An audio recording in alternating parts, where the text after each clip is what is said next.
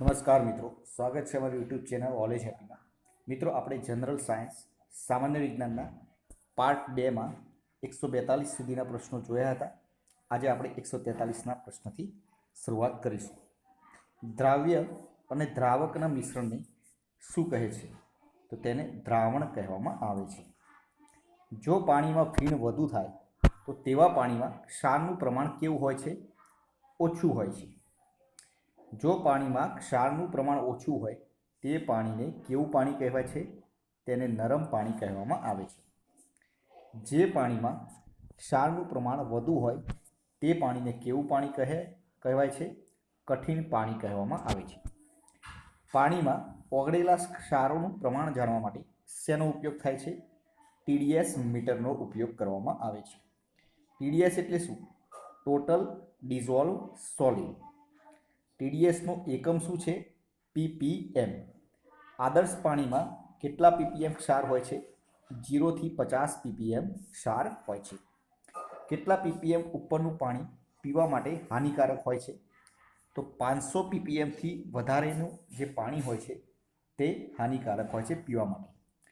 વાસ્મો એટલે શું? Water and sanitation management organisation, જે આણંદમાં છે. આરો પ્લાન્ટનો ઉપયોગ શું છે? પાણી શુદ્ધ કરવાનું આધુનિક મશીન છે. આરો એટલે શું? તો રિવર્સ ઓસ્મોસિસ.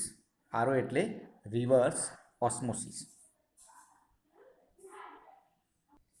શાની ટીકડીઓ દ્વારા પાણીને જંતુમુક્ત રાખવામાં આવે છે?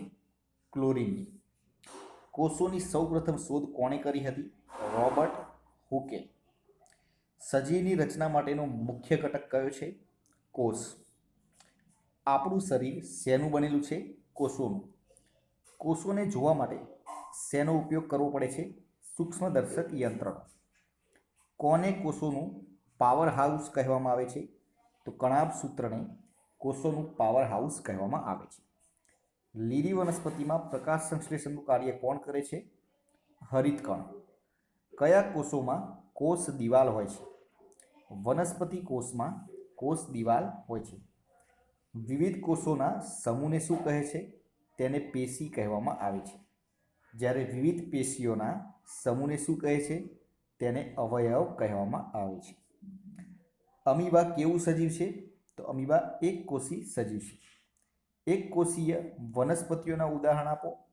ઈસ્ટ, ક્લેમિડોમોનાસ અને વોર્ટિસેલા, જે એકકોષી વનસ્પતિઓના ઉદાહરણ છે. એકકોષી પ્રાણીઓના ઉદાહરણ આપો. અમીબા, પેરામીશિયમ અને યુગ્લિના, જે એકકોષી પ્રાણીઓના ઉદાહરણ છે. પૃથ્વીના પેટાળમાંથી પેટ્રોલિયમ અને સ્વતંત્ર રીતે શું મળી આવે છે? કુદરતી વાયુ. CNG એટલે શું? Compress natural gas. કયો વાયુ ગ્રીન હાઉસ ઇફેક્ટ પેદા કરી શકે છે? Carbon dioxide. આણ્વિક ઉર્જા કયા પરમાણુના વિખંડનથી પ્રાપ્ત થાય છે? યુરેનિયમ. પવનચક્કી જે વિસ્તારમાં હોય તેવા વિસ્તારને શું કહે છે? Wind farm. MCBનો ઉપયોગ શું છે? શોર્ટ સર્કિટથી બચવા માટે. ઘન સ્વરૂપને ગરમી આપતા સીધું વાયુ સ્વરૂપમાં ફેરવાય આવા પદાર્થને શું કહેવાય છે?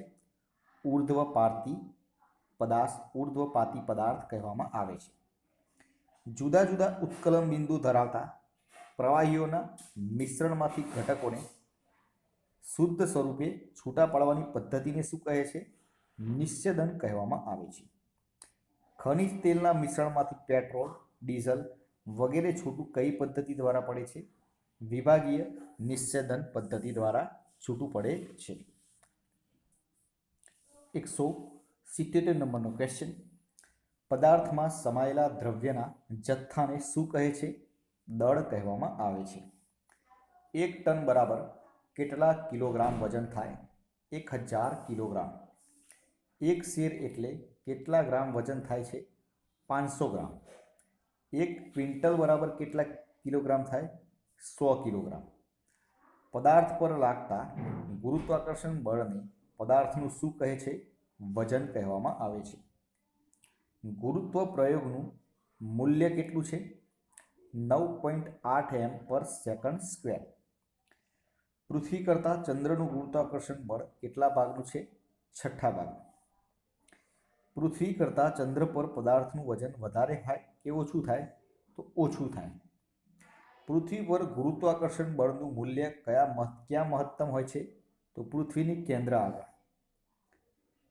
પૃથ્વીની સપાટી પરથી જેમ જેમ ઊંચાઈ પર જતા ગુરુત્વાકર્ષણ બળનું મૂલ્ય શું થાય છે? ઘટતું જાય છે. કદનો પ્રમાણભૂત એકમ કયો છે? ઘન મીટર. પદાર્થના દળ અને કદના ગુણોત્તરને શું કહે છે? ઘનતા કહેવામાં આવે છે.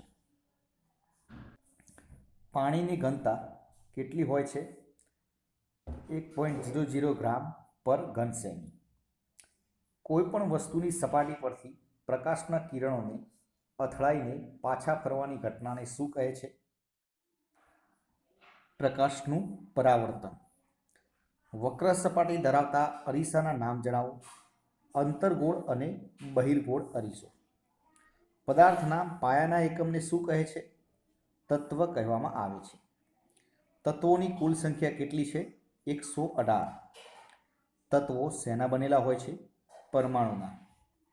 તત્વનો બંધારણીય એકમ કયો છે? પરમાણુ. બે કે તેથી વધુ પરમાણુ એકબીજા સાથે સંયોજાઈને શેની રચના કરે છે? અણુની. સંયોજનનો બંધારણીય એકમ કયો છે? અણુ. ખોપરી અને ચહેરાના હાડકાં મળીને શેની રચના થાય છે? માથાની રચના થાય છે. ચહેરામાં કેટલા હાડકાં હોય છે? ચહેરામાં 14 હાડકાં હોય છે. છાતીના પિંજરામાં કેટલા હાડકાં હોય છે? 24 + 1 25 હાડકાં હોય છે. કરોડો સ્તંભ શેની બનેલી હોય છે? કશેરુકાની. કરોડો સ્તંભમાં કેટલા હાડકાં હોય છે? 33. હાથ અને પગના કેટલા હાડકાં આવેલા હોય છે? 30 હાડકાં આવેલા હોય છે. સામાન્ય રીતે મનુષ્યના હાડપિંજરમાં કેટલા હાડકાં આવેલા હોય છે? 213. સ્નાયુઓના કયા બે પ્રકાર પડે છે? અનૈચ્છિક સ્નાયુ અને ઐચ્છિક સ્નાયુ. કરોડ સ્તંભમાં કેટલા હાડકાં હોય છે? 33. હાથ અને પગના કેટલા હાડકાં આવેલા હોય છે? 30. મિત્રો, આ પ્રશ્ન રિપીટ થઈ રહ્યો છે. સ્નાયુ આ પણ પ્રશ્ન રિપીટ થાય છે. ખોપરીમાં કેટલા હાડકાં હોય છે? ખોપરીમાં ટોટલ 8 હાડકાં હોય છે.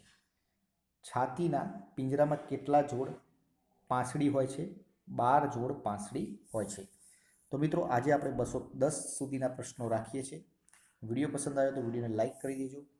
ચેનલ ઉપર નવા હોય તો ચેનલને સબસ્ક્રાઈબ કરજો, જેથી કરીને આવનાર દરેક વિડીયોની નોટિફિકેશન આપને સૌપ્રથમ મળી રહે અને આપની તૈયારીમાં વધારો થઈ શકે.